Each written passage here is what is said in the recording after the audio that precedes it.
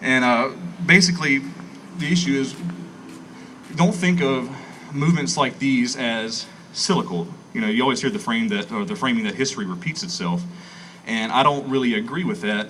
I agree that history is not a circle, not cyclical, but is a spiral, if we want to put it in visual terms.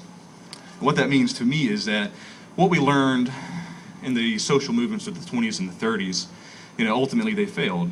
We did get things like the New Deal, social safety nets.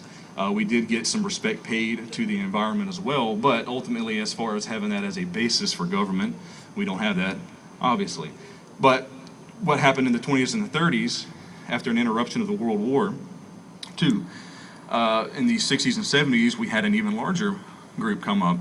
They saw what their fathers and their mothers and their uncles and their aunts were doing back in the day. They adapted it and they brought it back, especially with the framing of things like the Vietnam War, Korean War, etc., nuclear bombs. The video did a pretty good job of showing how industrialization in the military-industrial complex is really a harmful factor. But, like I said, cyclical. Not cyclical, but a spiral. So, what our elders and brothers and sisters were doing in the 90s, here we are in 2012, and I'm seeing some, a lot of young people out here tonight that are ready to take up the mantle and keep it going. And what I would like to do here today with you guys is basically tell you my point of view. You may not necessarily agree with it, but I hope that you agree with some aspects of it.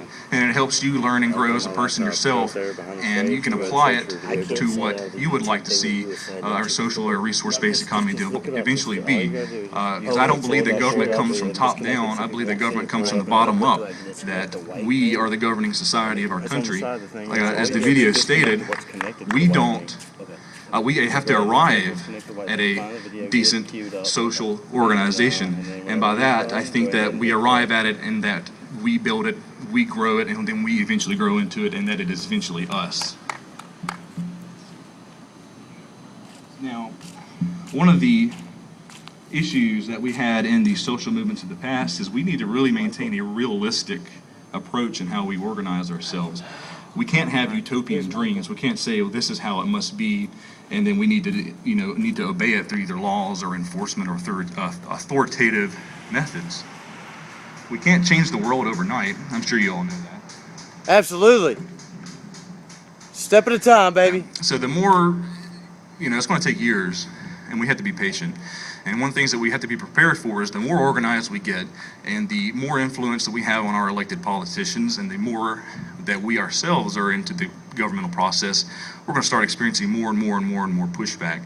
The Occupy movement's kind of a good example. You guys saw what happened to them, just police brutality, kids that were sitting in sidewalks, getting pepper sprayed, police traps, leading people into dead ends and alleyways in New York and then arresting them. That's just low level. So think about the kind of pushback we'll see if we have some serious organization. They characterize Occupy as just a bunch of hippies. So if they treat a bunch of hippies, quote unquote, like that, what happens if a bunch of politicians and a bunch of businessmen who share the same values as we have, what happens if they actually get in there and start affecting the system? What do you think we're going to see at that point in time? And that's something that I'm really worried about, and something that we as a whole need to be prepared for. We need to anticipate. Let's see. Now, one thing that we do need to do is organization. This is a really great start. I think we have a pretty good crowd out. We can't expect to advertise something like ZeitNite or social functions and then expect to have people coming in and just seeing us and just happy to see us up here. We have to have a dialogue with people.